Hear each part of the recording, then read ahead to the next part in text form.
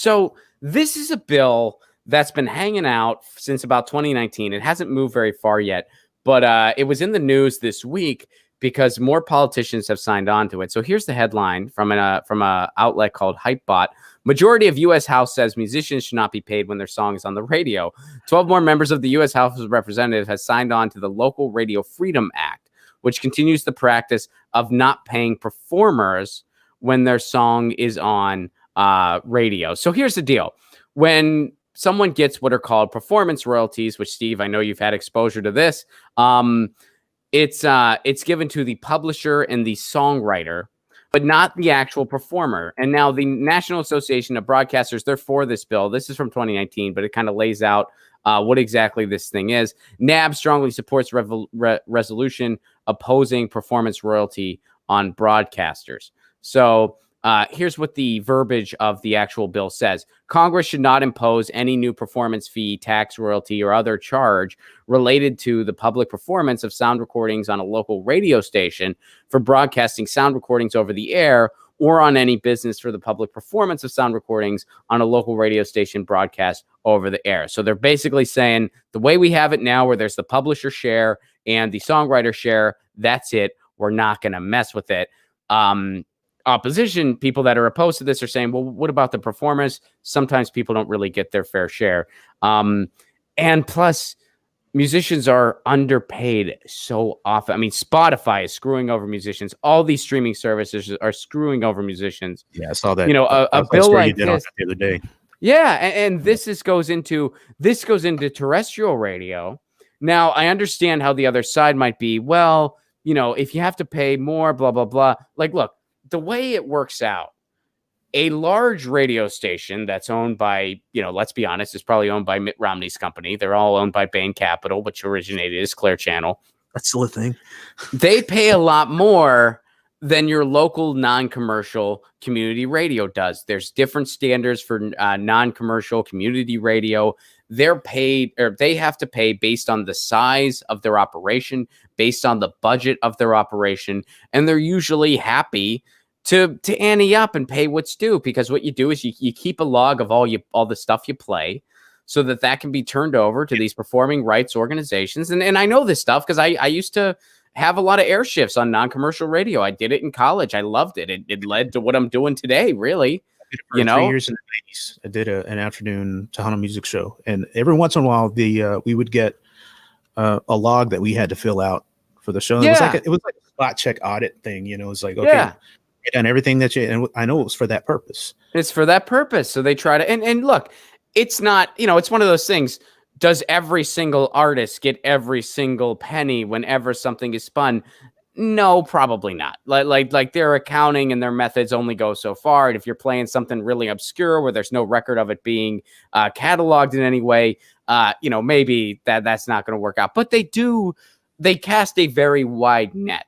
And a lot of artists, even though they're not getting what they should be getting completely, they are getting something. So to kind of go out of your way to make sure these radio stations don't have to pay more, it just seems like you're kind of protecting the big cable lobbyists, really. Because radio, I think at the end of the day, what this comes down to is the homogenized terrestrial radio. I mean, it is just sinking like the Titanic.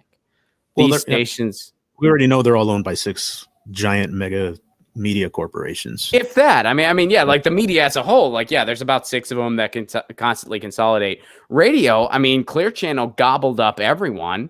Yeah. And then Clear Channel was bought by Mitt Romney's company, Bain Capital. And I think there might even be like another company that merged with that. And that's where and they were able to do this in 1996 because of who? Bill Clinton, who rolled back all Telecommunications Act, rolled back all the protections that said you couldn't own, you know, you could only own so many AM and FM stations in a given market, if like one company, to prevent the hyper consolidation of media. Bill Clinton lifted all those protections. He got rid of them.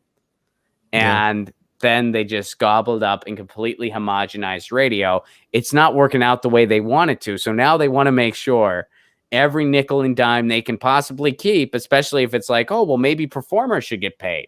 for these songs to play on the radio. Maybe you don't get the songwriting or publisher share, but you were a hired gun that played on the studio recording of this. You go out and tour with so-and-so. You should get a little bit of a performance royalty. I think you should. They're saying, no, we're not going to let you do this. Well, I can say just from my own experience that most, unless under very different circumstances, I mean, most musicians don't make any money off of sales of downloaded music. I mean, there's very little. You get pennies, and I know that just from some of my own projects. I know that from people I work with. The majority comes from the touring, the live touring, and from touring, the merch that touring they sell, and merch, the stuff that's in their hands. Yeah, and now that spigot is cut off right now. That spigot's cut off, exactly. Well, and that in so many people, like general people, don't realize it's like your album usually doesn't make any money. Yeah, and I think it was it costs you a shitload of money to make it, to record it, to get the musicians to come in and so it's like you got a label that costs a ton of money. Yeah, and if you got a label behind you, well, that's great because at least they're footing the bill. But you don't see a penny till they recoup everything.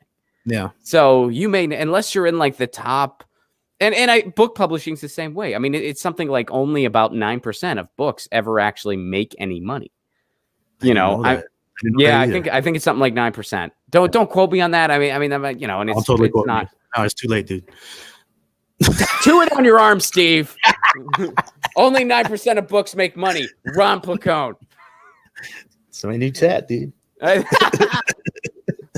I think it might actually be lower than that, to be honest with you. But yeah, it's like only this small percentage actually make money that are published by publishing houses because they need to recoup their expenses. If you're an author who's lucky enough to get an advance, well, you get to keep that. Yeah. But you may never see anything else other than that advance. Yeah, the publishers still got to recoup that before you see anything. Because they recoup that. They recoup that before you see anything. Same thing as labels, man. And so it's like, I remember, and I'm sure you've seen this article at some point in your life over the years. Steve Albini wrote that article back in the day. I want to say, was it early 2000s? Have you not seen this? You got to look it up. Okay. Look it up after the show. Like just Google like Steve Albini records making money or something like that. It'll come up. But he wrote this article, Steve Albini did, laying out like if you get a major label deal, this is what it really takes for you to make any money. Because he was like doing all the math where he's like, you get this advance and then you get this, touring advance, and then you get and he laid out how long it actually took until you would actually see a dime of royalties, how many records you would actually need to sell to ever see a dime. And you hear that story time and time. I mean, the most common story from anybody who's ever worked with a record label, we got this nice advance. I got to, stay in a swanky hotel while we were talking about terms. Mm-hmm. And it was really cool. My wife ordered room service, or my husband ordered room service, or whatever the situation is. And then they dropped us a couple years later when we didn't recoup everything. That's the most common story. And now they get to keep all the music publishing rights. And I mean, it depends on the contract you signed. If you signed away some of your rights, you got to deal with that for the rest of your freaking career. Yeah, but if you're halfway to nobody, it belongs to them from, time immemorial. Well, have you heard of these 360 deals? Have you heard of that? So I don't. What? Educate me, sir. Sure. I mean, I don't know all the ins and outs. I mean, I just know the basic like umbrella of what that means. The 360, it means like, 360. And basically what it means is they just kind of get a taste of everything. It's not just based on the record that you make for them. They get a taste of that merch. They get a taste of that live touring. They get a taste of the publishing. They get a taste because their argument is like, well, we do all this other stuff to promote you, the artist. And people aren't buying records the same way anymore. It's changed. So we should get a taste of everything. And they have these deals. Now, I can't speak to how unfair they may or may not be, but it is a thing now. And most of the music community has responded in the hesitation camp, like very much like, ooh, it seems like you're screwing us over yet again. That's because they are. I mean, it sounds like. Well, I just don't have any firsthand experience. So I'm just saying, like I don't know all the ins and outs of how these deals work. But when you started saying that, it reminded me of the flashback scenes in Godfather 2. What was the mafia don's name with the white suit? Don Chichi or something. I can't remember his name. Oh, dude, I mean, if you want to talk one, I can talk one some, but I gotta wet my beak a little bit. I gotta wet my beak. That guy. Yeah. That's what this sounds like, man. It's like, yeah, I need a taste. Yeah. Sopranos, that was the thing all the time. Where's my taste? Well, and there was the actual character on Sopranos that he actually did rip off a bunch of songwriters. Yeah, that's right. Hesh. That was Hesh. It was Hesh. Yeah. He had all that, and and it was, of course, like, and you know what I wondered? I mean, obviously it's fiction, but it's based on stuff that, of course, happened in the world. I was always, and this just speaks to the music nerd in me, I was always curious if Hesh was actually old enough to have done the stuff that they said he did. All the big doo-wop groups in the 60s and stuff. Screwing over those big doo-wop groups, like especially like the female, the black female groups. I mean, they got screwed over royally. There was what was it, Frankie Lemon, or what was that kid's name? Where it was like, you know what I'm talking about? Where there was the kid where they were kind of like the Jackson 5 before the Jackson 5 was a thing. Mm-hmm. And the Frankie, in the show? Huh? This was in the show? No, this is real life. Oh, okay. This is real. The Frankie, what was it? It's gonna bug me. Some people in the chat are probably like going, it's this person. But there was a group. It was an all black group, and they were very young. And this was like pre-Jackson 5. This was like Jackson 5 before Jackson 5. The lead singer was this kid, and he was about 13 years old. And they were all like, wow, you're big and famous and you're so young. What's going on with all your money? You can find this footage. And he says, oh, yeah, it's in a trust fund for us. There was no trust fund. They were stealing from these kids. Yeah. And that lead singer, I think it was Frankie something, he died a junkie at 21. Wow. Because they screwed him over. He never saw a dime. He turned to drugs because he was so broken from the whole thing. And he died from an overdose. That's one of the saddest stories in all of music. Arthur Big Boy Crudup had to work on a field until the day he died. Meanwhile, he's hearing his music that Elvis Presley did. Yeah. And everybody else did. He wrote those freaking songs. He wrote these songs. Did you see Cadillac Records? No. Okay, you got to watch that. Not. Yeah, I advise you watch that. It addresses some of that stuff. It's like, well, hey, I need more money. It's like, well, I got you a Cadillac, man. What else do you want? That kind of thing, But he didn't really have like enough money to live, that kind of stuff. And then I lost my thought. I was going somewhere else with that, but never mind. Go ahead. I got to check it out, man. I mean, it's just one of those things. And whenever you see like another anti-artist thing going on out there, like who is this really? Record labels have only ever existed to exploit the musicians anyway. It's like, why do you need that middleman?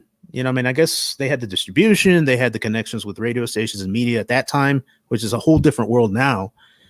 If you're trying to get on the radio now, good luck, man.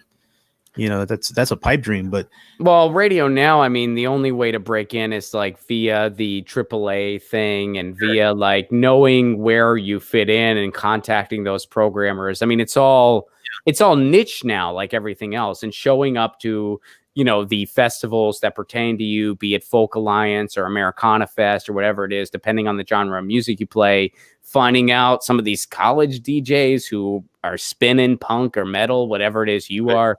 That's the only role radio has now, and most of it's digital. Yeah. Get your news on with Ron. Don't you want to know what's going on? We're getting our news on today. Get your news on with Ron. Don't you want to know what's going on? We're getting our news on today. Yeah. You can tweet me an article at Ron Placone. We'll go through it together and make it our own. Get your